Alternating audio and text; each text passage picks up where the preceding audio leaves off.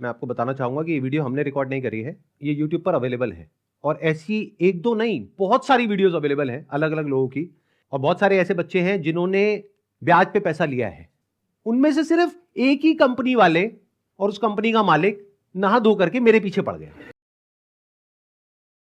Hello guys, good morning. कैसे हैं आप सब? आई होप आप सब अच्छे होंगे, स्वस्थ होंगे, मस्त होंगे अपने अपने लाइफ में।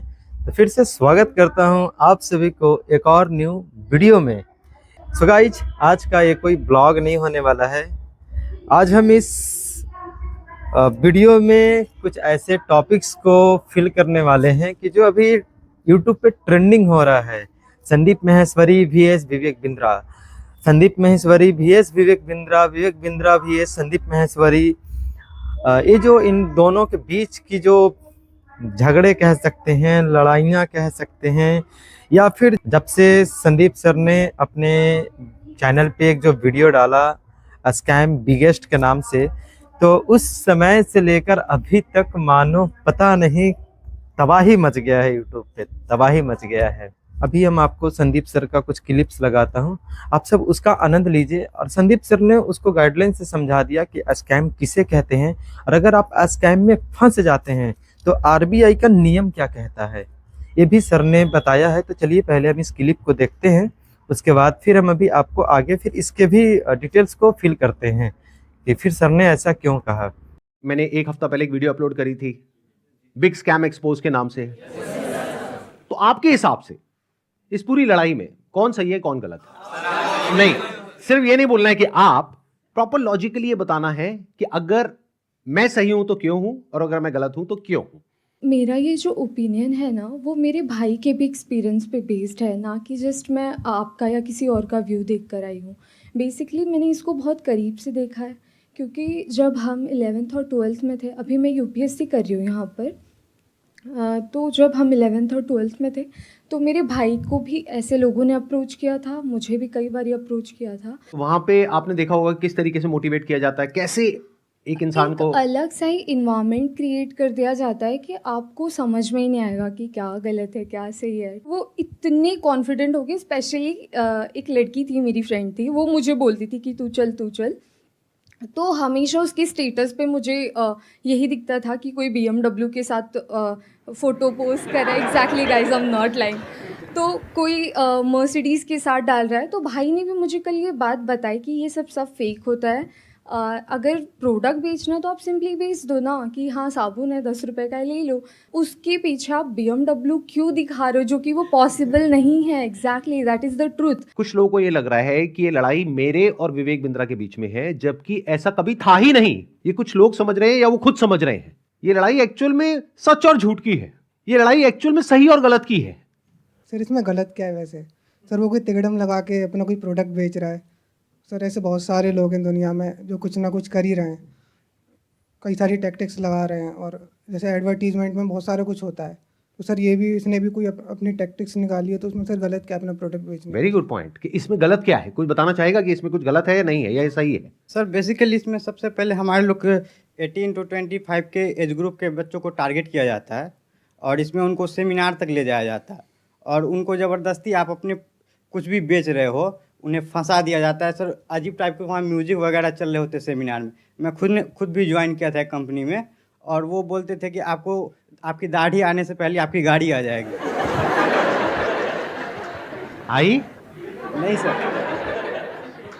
सर सबसे पहले मैं ये कहना चाहूँगा, क्योंकि जिस आपने बिग स्कैम वीडियो अपलोड की यूट्यूब पे, उसमें आपने ना नाम किसी का बताया ना कंपनी का नाम लिया। तो अगर मैं जैसे चोरी कर रहा हूँ, आप चोर चोर कह रहे हैं, अगर मैंने वो गलती की है तो ऑब्वियसली मैं चिढ़ूंगा उस बात से। आप अगर नाम लेते तो गलत था, कंपनी का या उनका या किसी स्पेसिफिक पर्सन का, तो गलत होता। आपने नाम तो नहीं लिया, और अगर नाम नहीं लिया है आपने, और अगर मैं गलत हूँ तो मैं चिढ़ूंगा। और एक और मजेदार बात बताइए, जब वो वीडियो अपलोड हुई कितनों को समझ आया था मैं किसके बारे में बात कर रहा हूं? बहुत कम लोगों को। अगर वो कुछ नहीं करते, चुपचाप बैठे रहते, तो 2 दिन में सब भूल भाल जाता है, खत्म हो जाता। मतलब एक टीचर है जो क्लास में सामने खड़े होकर के बोल रही है तुम में से किसी एक ने चोरी करी है, और एक बच्चा खड़ा होकर के बोलता है मैंने चोरी नहीं करी है, मैंने चोरी नहीं करी। अरे नहीं करी तो बैठा रहे ना चुपचाप। सर इस पे मैं अपने थॉट शेयर करना चाहूँगा। सबसे पहले तो कोई कोर्स बेचना या प्रोडक्ट बेचना कोई गलत नहीं है, लेकिन प्रोडक्ट का अगर आप 50,000 का बेच रहे हो तो उसकी औकात भी होनी चाहिए उतनी। उनके प्रोडक्ट की औकात है 100 रुपये की, लेकिन बेच रहे 50,000 में। सर एक पॉइंट और मैं शेयर करना चाहूँगा। प्लीज बोलिए। लाइक किसी को पसंद नहीं आया और आप उससे कह रहे हो कि आप दूसरों को सेल करो, तो वो उससे ही बड़ा स्कैम है। असली स्कैम ये है, ध्यान से समझ लो सब लोग, कि एक प्रोडक्ट जो आपको पसंद नहीं आया, आप अपने पैसे वापस मांग रहे हो, लेकिन आपको कहा जा रहा है अगर आपको अपने पैसे वापस चाहिए तो अपने जैसे और 4 बेवकूफ पकड़ करके लाओ और उस पर 30% 35% जो भी है कमीशन लो, और जो आपने पैसा लगाया वो पूरा पैसा आपको वापस। ये स्कैम है। अच्छा, इसी में अगर कोई जेन्युइन प्रोडक्ट हो तो क्या ये स्कैम है? No sir. नहीं है, ये भी ध्यान से समझ लेना।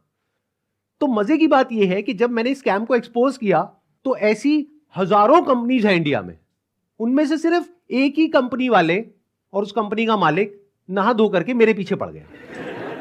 इसका मतलब क्या निकालोगे? अब आ करके कह रहे हैं कि बताओ इसमें स्कैम क्या है, तो ठीक है मैं बताता हूं स्कैम क्या है। आज अच्छे से बताता हूं और पूरी दुनिया को समझाता हूं कि स्कैम होता क्या है। तो एक काम करते हैं, एक वीडियो देखते हैं। उस वीडियो को देखने के बाद में आप लोग अपने व्यूज बताइएगा कि स्कैम है या नहीं है। दोस्तों मेरा नाम नीरज है, मैं राजस्थान जोधपुर से हूँ। बड़ा बिजनेस है। अभी 5 दिन पहले 4 तारीख को 4 सितंबर को मुझसे एग्रीमेंट पे साइन करवाया और बोले कि आपका जो ये केस है हम सोल्व कर देंगे और जो आपका बाकी पेमेंट है वो हम आपको रिफंड कर देंगे। 4 तारीख के बाद हमारा एग्रीमेंट हुआ। मुझे सेटलमेंट एग्रीमेंट दिया कि आप एग्रीमेंट पे साइन करो, इसको अच्छे से रीड करो, पढ़ो इसको, फिर आप साइन करके हमें भेजो, तब हम आपका जो पैसा है वो हम आपको रिफंड कर देंगे। मेरा जो भी पैसा है मैक्सिमम जो है अब 35,000 मेरा पैसा बड़ा बिजनेस में भी बाकी है। लॉस तो अगर मैं बोलूँ तो मेरा कैश का 1 लाख का मेरा लॉस हुआ है 2 साल के अंदर। एक साल मैंने फुल काम किया, डीएमटी भी पैसा खर्च किया, आना जाना बहुत स्ट्रगल किया, लेकिन पैसा नहीं कमा पाया। 1 लाख का मैं लॉस करके बैठा हूँ। लेकिन जो बड़ा बिजनेस को मैंने दिया था उसमें मेरा 35,000 अभी बाकी है बड़ा बिजनेस लेने का। और जो हमारा एग्रीमेंट का साइन हुआ था वो हुआ था 40,000 का। तो मेरा समीर करके नाम है, तो उन्होंने मुझको एग्रीमेंट दिया और बोला कि 40,290 रुपये जो अमाउंट है वो आपके हम अकाउंट में ट्रांसफ़र कर देंगे जब आप एग्रीमेंट साइन करके हमें भेजोगे उसके बाद। तो मुझे 2-3 दिन बोलते रहे सर कल होगा, परसों होगा, 24 घंटे 48 घंटे ऐसे ही बोलते लास्ट में आके बोला सर आपको रिफंड नहीं होगा, आप हमारे रिफंड कैटेगरी में नहीं आते। और उसके बाद मेरे को बोला सर हमारे एक सीनियर आपको कॉल करेंगे, लेकिन उनके किसी भी सीनियर्स का मेरे पास कॉल नहीं आया, ना मुझे व्हाट्सएप पे रिप्लाई दे रहे हैं। यहाँ पे कुछ पोस्ट हैं वो भी मैं आपको शेयर कर दूंगा स्क्रीनशॉट, जो आप देख सकते हो कि कितना बड़ा मेरे साथ फ्रॉड हुआ है। तो अगर आपको भी ऐसे सेटलमेंट एग्रीमेंट दिया जाता है कि आप साइन करिए और आपको पैसा हम रिफंड दे देंगे, तो मेरे दोस्तों ये बिल्कुल भी भूल कर भी मत करना एग्रीमेंट साइन। पहले आप उनको बोलो कि पहले पेमेंट दो, उसके बाद हम एग्रीमेंट साइन करेंगे। देखो भाई एग्रीमेंट क्या है, क्योंकि हम मिडिल क्लास फैमिली से गरीब लोग हैं, हमें सिर्फ अपने काम से मतलब होता है ना। तो हमें जब अपना पैसा मिल जाएगा तो हम पैसा लेके हमें क्या करना बड़ा बिजनेस है ना, हम उनके बारे में नेगेटिव क्यों बोलेंगे। उसके बाद इन्होंने मुझसे वीडियो भी बनवाया, मेरा यूट्यूब चैनल था वो भी डिलीट करवा दिया, व्हाट्सअप ग्रुप भी डिलीट करवा दिया, लेकिन मेरा पैसा इन्होंने रिफंड नहीं किया। जो उन्होंने बोला मैंने वो किया, लेकिन मेरा पैसा इन्होंने रिफंड नहीं किया है। इसलिए मैं दोबारा से वीडियो बनाना सोशल मीडिया पर जब तक मेरा पैसा नहीं मिल जाता है मैं तब तक वीडियो बनाता रहूँगा और अपनी लड़ाई में लड़ता रहूँगा। अगर वो मेरी तरफ लीगल एक्शन भी मेरे ऊपर लेंगे तो उसका मेरे को कोई दिक्कत नहीं है, क्योंकि वैसे भी हम बर्बाद हो चुके हैं, हमारा पूरा सब कुछ है जो उजड़ चुका है ना। तभी इससे बुरा हमारे साथ जो भी होगा वो देखा जाएगा, और जो बुरा हमारे साथ हो चुका है इससे ज़्यादा बुरा हमारे साथ नहीं हो सकता है ना, और ना भी वो कर सकते हैं। जितना बुरा होना था वो हमारे साथ हो चुका है। मैं जब भी आईबीसी के बारे में सोचता हूँ मुझे ऐसा लगता है कि मेरा पैसा भी बर्बाद हो गया, मेरा टाइम भी बर्बाद हो गया। मैंने इतना ट्रस्ट किया था विवेक बिंद्रा जी पर, मेरा ट्रस्ट भी चला गया और मुझे सुसाइडल थॉट आते हैं। और मैं अगर कंपनी मेरा पैसा रिटर्न नहीं करती है तो मैं सुसाइड करूँगा। और मैंने 10-12 वीडियो बना करके अलग अलग चैनल पर डाल दिए हैं और शेड्यूल कर दिया है। मेरे ना होने के बाद वो वीडियोस रिलीज होते जाएंगे जिस पे मैंने बताया है कि किस तरीके से मैंने डॉक्टर विवेक बिंद्रा जी का वो सब भी लगा दिया कि मेल पर कि मैंने पैसा डाला था, और मेरा चैनल स्ट्राइक पड़वा दी गई है और मुझे बोलने की भी वो नहीं दिया कि मैं बोल सकता हूँ। इसलिए मैं ये बिल्कुल नए चैनल पर ये वीडियो डाल रहा हूँ। और मैंने 10-12 वीडियोस और बना के रखे हैं जो मैं 10-12 अलग अलग चैनल्स पर मैंने डाल दिए, अपलोड कर दिया है, शेड्यूल कर दिया है। अगर बड़ा बिजनेस की टीम मुझे मेरा पैसा नहीं लौटाती है तो मेरे पास कोई ऑप्शन नहीं रहेगा, क्योंकि मुझे अभी फिलहाल में वो पैसा चाहिए कैसे भी करके, क्योंकि जिन लोगों से मैंने पैसा लिया है वो लोग डे नाइट मुझे परेशान कर रहे हैं। मैं आपको बताना चाहूंगा कि ये वीडियो हमने रिकॉर्ड नहीं करी है, ये यूट्यूब पर अवेलेबल है और ऐसी एक दो नहीं बहुत सारी वीडियोस अवेलेबल हैं अलग अलग लोगों की, और बहुत सारे ऐसे बच्चे हैं जिन्होंने ब्याज पे पैसा लिया है। हम लोग शायद समझ भी नहीं सकते कि इन लोगों के ऊपर क्या बीत रही है, और ऐसी एक दो नहीं बहुत सारी वीडियोस हैं, आप जा करके यूट्यूब पे सर्च कर सकते हैं। अब जरा इस इंसान के बैकग्राउंड को देखो कि इंसान है कौन। ये अपने नाम के आगे क्या लगाते हैं? डॉक्टर। जब यहां पर ये आए थे तो मुझे लगा था डॉक्टर है, लेकिन बाद में जब मैंने रिसर्च करी अभी पिछले एक हफ्ते में ये सब जो हुआ है, तो मुझे पता लगा इन्होंने कोई एमबीबीएस नहीं किया है इंडिया की किसी भी यूनिवर्सिटी से या यूएस से यूके से, कहीं से कुछ नहीं किया है। कहां से डिग्री मिली है, कैसे मिली है, वो अगर आप थोड़ा सा रिसर्च करोगे तो आपको समझ आ जाएगा। किसने बोला पाकिस्तान से? देखो मैं आपको हिंट देता हूं, पाकिस्तान इंडिया का नेबर है, ऐसे ही इंडिया का एक नेबर है बांग्लादेश, श्रीलंका। अभी काम करते हैं, अब लीगली बात करते हैं कि स्कैम है या नहीं है, कि मतलब हमारी कंट्री का जो लॉ है वो क्या बोलता है, उसको स्टडी करते हैं। उसके लिए मेरे पास में कुछ डॉक्यूमेंट्स हैं, इसका मैं लिंक दे दूंगा अपने वीडियो के डिस्क्रिप्शन में नीचे, तो आप क्लिक करके डायरेक्टली जा करके गवर्नमेंट की जो वेबसाइट्स हैं वहां पे जा करके देख सकते हैं, पढ़ सकते हैं। ये मैं नहीं कह रहा हूं, हमारी कंट्री की गवर्नमेंट कह रही है, ये उनके नोटिफिकेशंस हैं। सबसे पहले ये समझो कि ये जो स्कैम्स है ना इस तरह के, ये आज से नहीं चल रहे हैं, ये पिछले 100 साल से चल रहे हैं। तो इसके लिए 1978 में एक एक्ट बना था जिसको बोलते हैं prize chit and money circulation act, जहां पर के इस तरह की जो मनी सर्कुलेशन स्कीम्स होती हैं या पिरामिड स्कीम्स होती हैं उन सबको बैन कर दिया गया था। मतलब क्या कि अगर आप एक कंपनी खोलते हो और किसी से पैसा लेते हो, फॉर एग्जांपल मैंने एक कंपनी खोली, वहां पे मैंने आपसे 1 लाख रुपए लिया और आपको बोला कि आप आगे किसी को ज्वाइन करा दो, तो जब आपने किसी को आगे ज्वाइन कराया, अपने फ्रेंड को, रिलेटिव को, किसी को भी और कैसे भी, तो उसमें आपको कितना मिला? 30,000। 70,000 किसको मिला? कंपनी को। तो ये स्कीम इस तरीके से आगे बढ़ती रहती है, यानी वो जो पैसा आ रहा है वही पैसा पब्लिक से लेकर के पब्लिक में ही रोटेट कर दिया जाता है, और एक ऐसा पॉइंट आता है जब जा करके पूरा का पूरा जो पिरामिड है ये कोलैप्स कर जाता है। तो यहां पर जो लोग टॉप पे बैठे होते हैं वो तो पैसा कमा लेते हैं, बट जो बॉटम ऑफ द पिरामिड है उन सबका पैसा डूब जाता है, और फिर या तो ये कंपनीज बंद हो जाती हैं या भाग जाती हैं पैसा लेकर के। पास्ट में ऐसा बहुत कंपनीज ने किया है, उसमें से बहुत सारी कंपनीज के जो ओनर्स हैं वो आज जेल में हैं। तो ये एक प्रॉपर स्कैम है जिसको गवर्नमेंट ने बैन किया हुआ है। फिर सवाल उठता है कि जब ये बैन है तो लोग कैसे कर रहे हैं? देखो ध्यान से सुनो, ध्यान से समझो।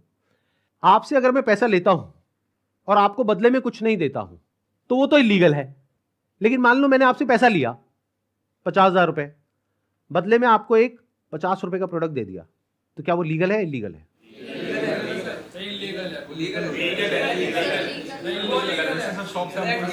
हो गए ना कंफ्यूज? तो ये एक लूपहोल है, ये जो लॉ है उसके अंदर, इसको ये लोग यूज कर रहे हैं। मतलब गवर्नमेंट ने क्या कहा कि अगर आप किसी के घर का दरवाजा तोड़ते हो और अंदर जाते हो और चोरी करते हो तो आपको सजा होगी, लेकिन ये लोग क्या बोल रहे हैं कि देखो दरवाजा लिखा है, खिड़की नहीं लिखा है। खिड़की से तो हम जा सकते हैं ना।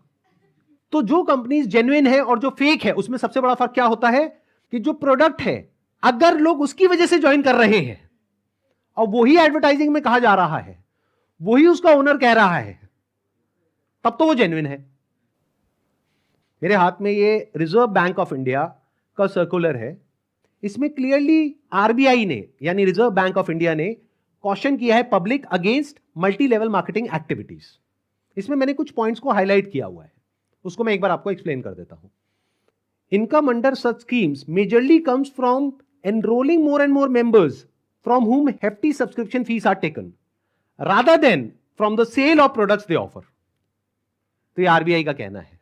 मतलब देखना ये है क्या वो जो प्रोडक्ट है और सर्विस है उसका जो प्राइस है वो मार्केट से थोड़ा ज्यादा है या बहुत ज्यादा है। अब आपको एक बहुत मजेदार बात बताता हूं। ये सिखा रहे हैं 10 दिन का एमबीए। 10 दिन में कौन सा एमबीए होता है? मतलब इस हिसाब से आईआईएम और ये जितने टॉप एमबीए कॉलेजेस हैं उसकी प्रिपरेशन के लिए लोग कोचिंग में जाते हैं, तैयारी करते हैं कैट को क्रैक करने के लिए, उस सबकी तो कोई जरूरत ही नहीं है। साक्षात विवेक बिंद्रा जी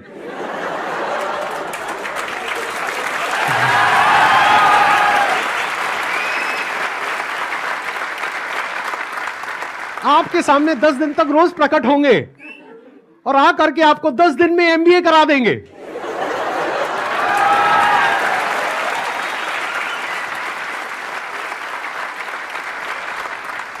प्रोफेसर साहब, एक बात बताइए, आपने अपनी वीडियो में बोला कि एक इमेज मैं 20,000 रुपए की बेच रहा हूं, तो क्या वो स्कैम नहीं है? और वो 50,000 का कोर्स बेच रहे हैं तो वो स्कैम है? इसका क्या मतलब है? मतलब भाई साहब ये है कि मेरी जो 20,000 की इमेजेस हैं वो कौन खरीदता है? आप में से कोई भी है जिसने आज तक मेरी कोई भी इमेज खरीदी? Not even a single person. तो हमारी इमेजेस कौन खरीदता है?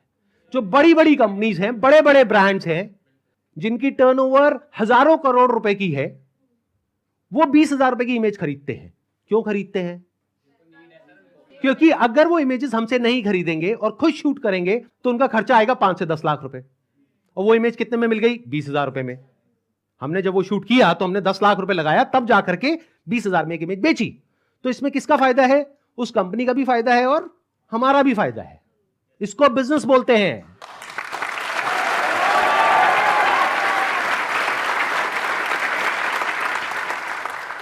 देखते हैं आरबीआई और गवर्नमेंट ऑफ इंडिया क्या कहती है उनके बिजनेस मॉडल के बारे में। The Reserve Bank has also said that acceptance of money under money circulation, multi-level marketing, pyramid structures is a cognizable offense under the Price Cheat and Money Circulation Banning Act 1978. Members of public coming across such offers, ध्यान से सुनना, should immediately lodge a complaint with the state police. ये RBI कह रही है कि अगर आपके साथ में ऐसा कुछ हुआ है तो आपको क्या करना है? You should immediately lodge a complaint with the state police. अब एक और नोटिफिकेशन है जो बहुत इंपॉर्टेंट है, इनफैक्ट मोस्ट इंपॉर्टेंट है इस पूरी की पूरी डिस्कशन के लिए। जितनी भी एमएलएम स्कीम्स चल रही हैं, पिरामिड स्कीम्स चल रही हैं, डायरेक्ट सेलिंग कंपनीज चल रही हैं, एफिलिएट मार्केटिंग कंपनीज चल रही हैं, कि वो लीगल है या इलीगल है, ये कैसे समझा जाए? तो इसके लिए गवर्नमेंट ऑफ इंडिया ने 2021 में एक बहुत ही अच्छा स्टेप उठाया। ये मेरे हाथ में एक नोटिफिकेशन है गवर्नमेंट ऑफ इंडिया का, मिनिस्ट्री ऑफ कंज्यूमर अफेयर्स का। उसमें क्या कहा गया है? ये टोटल 13 पेज का डॉक्यूमेंट है, जिसमें क्या कहा गया है? The central government hereby proposes to frame consumer protection direct selling rules 2021। 2021 में आए थे ये। इसके बारे में बहुत लोगों को पता ही नहीं है, इसलिए ये स्कैम इतने आसानी से चल रहे हैं। अगर पता हो तो इनकी दुकान 2 दिन में बंद हो जाए।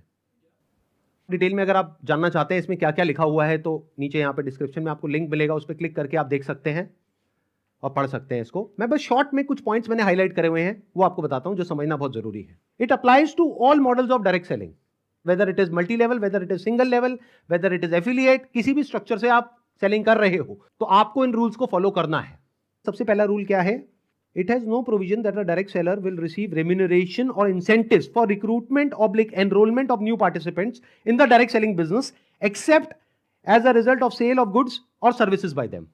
मैं इसको थोड़ा सरल भाषा में ट्रांसलेट करके बताता हूं। इसमें कहा जा रहा है, आप अगर एक डायरेक्ट सेलिंग कंपनी हो तो आपकी कंपनी में जो डायरेक्ट सेलर्स हैं उनको जो पैसा मिल रहा है या इंसेंटिव मिल रहा है या कमीशन मिल रहा है, वो नए मेंबर्स को एनरोल करने पर नहीं मिलना चाहिए, बल्कि वो मिलना चाहिए फॉर सेल ऑफ गुड्स और सर्विसेज बाय देम। वो जो कंपनी गुड्स और सर्विसेज दे रही है उसकी वैल्यू क्या है? अब ये कौन डिसाइड करेगा? जिन्होंने वो परचेज किया। अगर तो उन्होंने 50,000 का कोर्स परचेज किया इनकी कंपनी से और वो सब सेटिस्फाइड है तो कोई प्रॉब्लम ही नहीं है। बट अगर उसमें से 99% लोग सेटिस्फाइड नहीं और अपना पैसा वापस मांग रहे हैं और ये पैसा वापस नहीं कर रहे हैं तो ये स्कैम है ना। बिंद्रा जी आपने पूछा था ना क्यों है ये स्कैम, तो बता रहा हूं आपको। इसमें कहा गया है, इट अलाउज और provides for a buyback or repurchase policy for currently marketable goods which are not unpacked or services sold to the participant at the request of the participant at reasonable commercial terms। मतलब कि कोई buyback का option होना चाहिए। किसी company ने आपको 50,000 रुपए के कुछ प्रोडक्ट्स या सर्विसेज दे दी, अब आप कहते हो मेरे किसी काम की नहीं है, तो अब आप उसका क्या करोगे? उस कंपनी को एक बायबैक पॉलिसी देनी पड़ेगी। अब देखना, ध्यान से सुनना, ध्यान से समझना। बायबैक आप किस चीज पर दे सकते हो? जिसकी कोई मार्केट वैल्यू हो। मतलब कि गवर्नमेंट क्या कह रही है यहां पर कि आप कोई ऐसा प्रोडक्ट बेचो डायरेक्ट सेलिंग में जिसकी कोई मार्केट वैल्यू हो, क्योंकि अगर 3 महीने बाद वो इंसान आकर के कहता है कि ये लो आपके प्रोडक्ट्स वापस, तो उस कंपनी को पता है कि ये प्रोडक्ट्स टैग्ड है, तो ये प्रोडक्ट्स हम किसी और को दे देंगे, तो ना कंपनी का नुकसान हुआ ना कस्टमर का नुकसान हुआ। बट अगर कुछ आपने ऐसा बेच दिया है जिसकी कोई मार्केट वैल्यू ही नहीं है, फॉर एग्जाम्पल आपने कोर्स खरीदा इनसे, अगर आप जा करके किसी को बोलते हो कि कोर्स मैंने 50,000 का लिया है, आपको 5,000 का देती हूं, ले लो, कोई लेगा? 500 रुपए का लेगा? तो इसकी मार्केट वैल्यू क्या है? Zero. It is a clear violation of this act. इसलिए ये स्कैम है Bindra ji.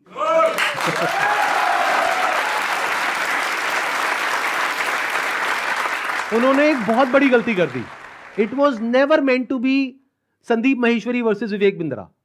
It was just an awareness video. जबरदस्ती आ करके बीच में छलांग मारी है उन्होंने, जबरदस्ती। मेरा मकसद सिर्फ किसी एक पर्सन को टारगेट करना नहीं है, बल्कि सबको अवेयर करवाना है कि देखो दुनिया में ऐसा कुछ हो रहा है, तो बच करके रहो।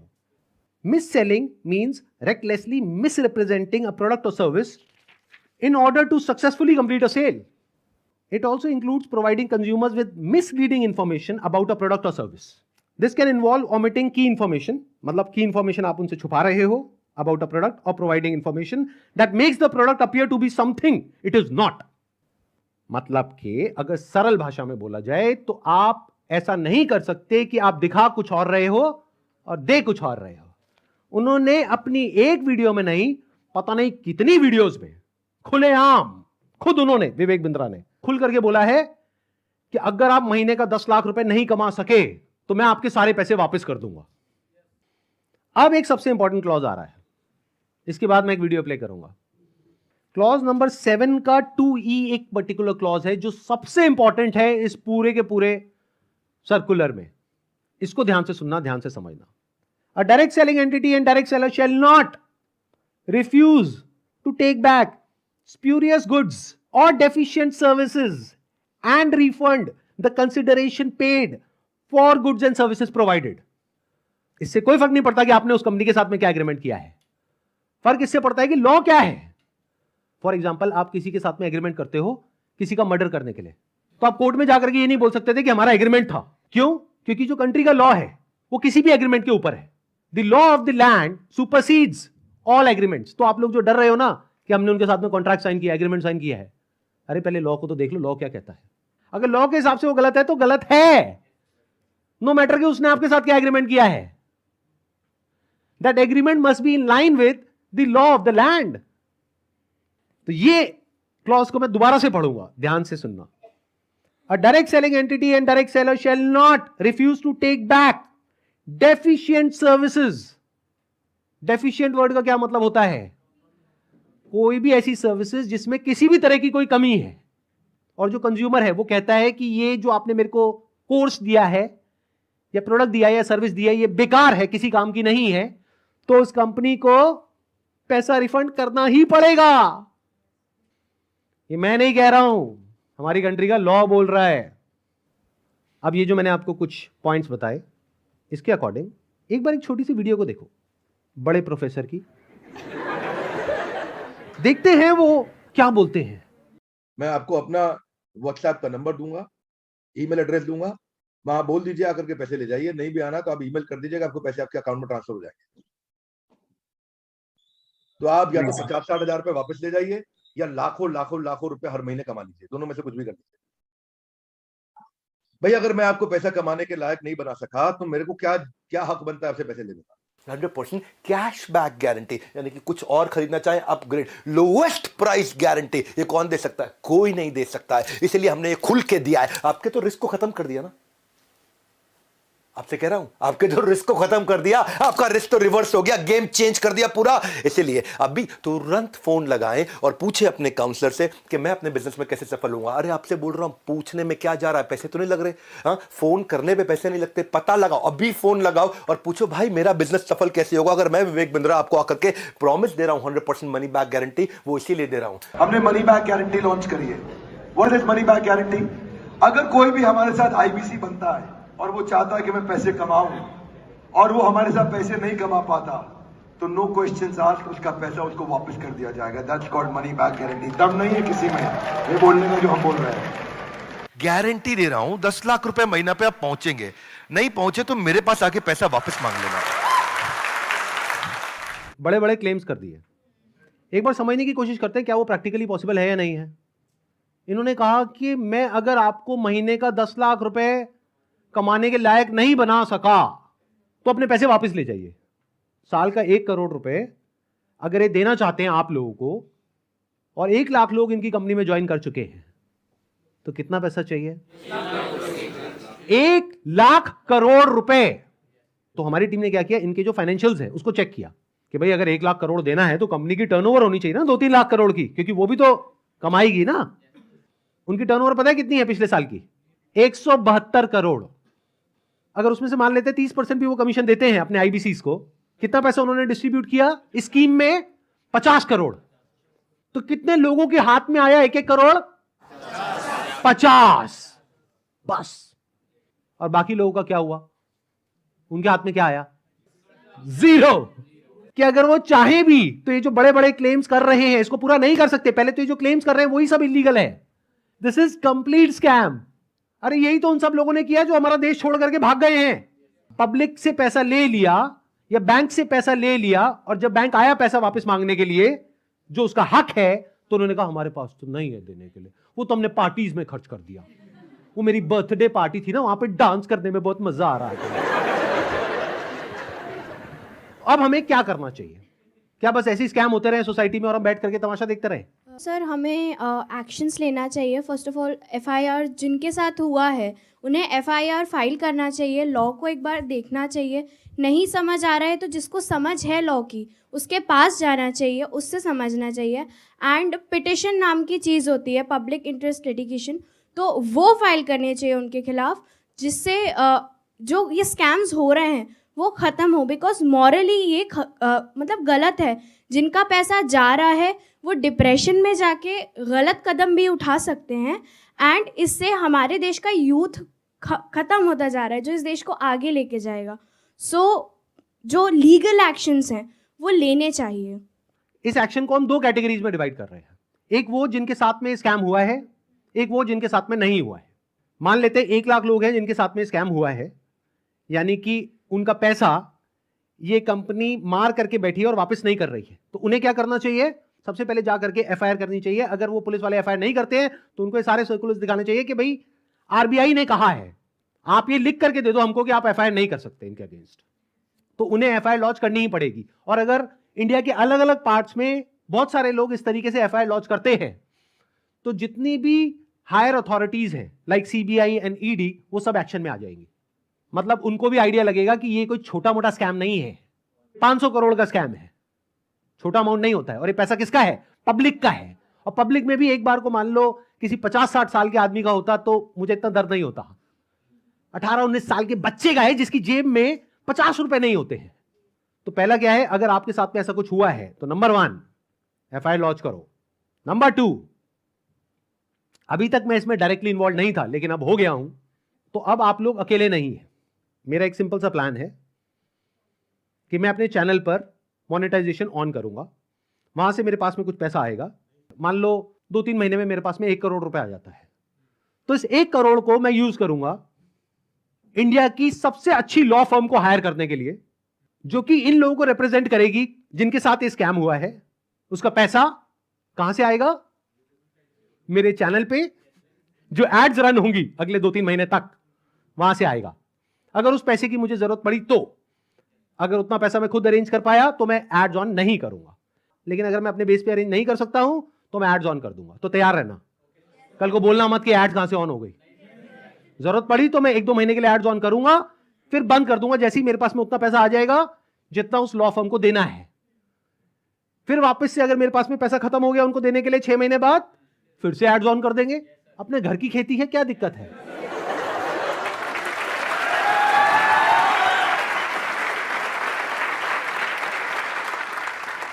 तो अब आप लोगों को क्या करना है, जिनके साथ में स्कैम हुआ है हमको ईमेल करिए। हमारा एक ईमेल आईडी है legal@sandeepmaheshwari.com। और आप लोग क्या कर सकते हैं, जिनके साथ में स्कैम हुआ है, आरबीआई का हम एक लिंक यहां पर नीचे डिस्क्रिप्शन में पोस्ट करेंगे, एक तो इन सर्कुलर्स का, प्लस आरबीआई के जितने भी ऑफिसर्स हैं अलग अलग स्टेट्स में, वहां पर जो उनके रिप्रेजेंटेटिव्स हैं उनका। तो आप क्या कर सकते हैं, जिनके साथ में ऐसा कुछ हुआ है, एक लेटर लिखिए छोटा सा, उसमें जो भी मन में है, इंग्लिश में हिंदी में लिख दीजिए कि आपके साथ में ये हुआ, ये हुआ, ये हुआ, ये हुआ, और आपको अपना पैसा वापस चाहिए, लेकिन वो पैसा वापस नहीं कर रहे हैं। और साथ में सारे जो प्रूफ्स हैं, जो भी आपने पेमेंट करी, जो भी आपका रजिस्ट्रेशन नंबर है, वो सब अटैच करिए। इसको पोस्ट करिए, एक आरबीआई में और एक मिनिस्ट्री ऑफ कंज्यूमर अफेयर्स में। अगर ये करते हैं तो क्या होगा, सोचो उनके पास में हजारों लेटर्स पहुंच जाते हैं तो क्या होगा। तो गवर्नमेंट की जो भी सीनियर अथॉरिटीज हैं वो सब एक्शन में आ जाएंगी। अगर आपको बहुत ज्यादा डर लगता है कि पता नहीं क्या हो जाएगा, क्योंकि ये आदमी है तो थोड़ा अजीब। अभी जो कल वीडियो में आया है ये, इसने आकर के एक बार नहीं बार बार मुझे धमकियां दी है, एक हफ्ते में देखो मैं तुम्हारे साथ क्या करता हूं। भाई तू क्या करेगा, कर ले, अभी कर ले। मैं नहीं डरता भाई, दिखता नहीं है मेरी आंखों के अंदर। मेरे को मत डराने की कोशिश कर बार बार, तू अपनी आंखें दिखा कर।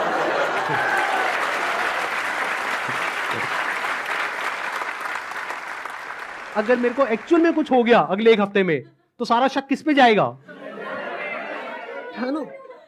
कैसा प्रोफेसर है, थोड़ा तो बुद्धि यूज कर, थोड़ा तो लॉजिक नाम की चीज यूज कर। पब्लिकली आ करके मेरे को धमकाए चले जा रहा है, क्या ये लीगल है। अच्छा, एक चीज ध्यान में रखनी है आप लोगों को जिनके साथ भी स्कैम हुआ है, चाहे आप हमको ईमेल कर रहे हैं, चाहे आप कहीं पर भी इस तरह से लेटर भेज रहे हैं या ईमेल्स भेज रहे हैं, जहां भी आप भेज रहे हैं, जो भी प्रूफ है पेमेंट का वो साथ में अटैच करिए और अपनी कॉन्टैक्ट डिटेल्स प्रॉपर तरीके से दीजिए। क्योंकि अगर आप हमको ईमेल कर रहे हैं तो हमारी लीगल टीम आपको कॉन्टैक्ट करेगी आपके फैक्ट्स को वेरीफाई करने के लिए। तो ये हो गया एक कैटेगरी उन लोगों की जिनके साथ में स्कैम हुआ है। अब बात करते हैं बाकी के लोग, जो आप लोग हो।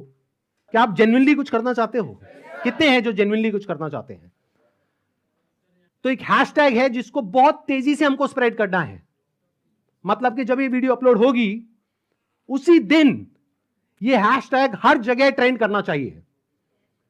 हर यूट्यूब के कमेंट सेक्शन में, ट्विटर पर, इंस्टाग्राम पर, हर जगह इसके बारे में बात होनी चाहिए। उसके पीछे क्या वजह है? क्योंकि जैसे ये वीडियो अपलोड होगी उनको समझ आ जाएगा कि अब उनके लिए सारे दरवाजे बंद हो गए हैं, and it is just a matter of time जब उनके अगेंस्ट बहुत बड़े लेवल पर लीगल एक्शन होने वाला है।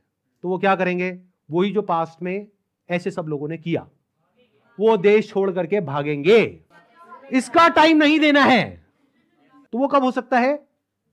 जब आरबीआई के जितने भी सोशल मीडिया पेजेस हैं, मिनिस्ट्री ऑफ कंज्यूमर अफेयर्स के जितने भी सोशल मीडिया पेजेस हैं, वहां पर सब जगह ये हैशटैग ट्रेंड कर रहा हो। तो क्या होगा? इमीडिएटली उसके ऊपर एक्शन होगा। तो अब इनको रोकने का क्या तरीका है? एक हैशटैग है, ध्यान से सुन लो इस हैशटैग को, और ये यहां पे आ भी जाएगा नीचे और वीडियो में भी दिख रहा होगा आपको। Hashtag stop Vivek Bindra. रोको इसको भाई।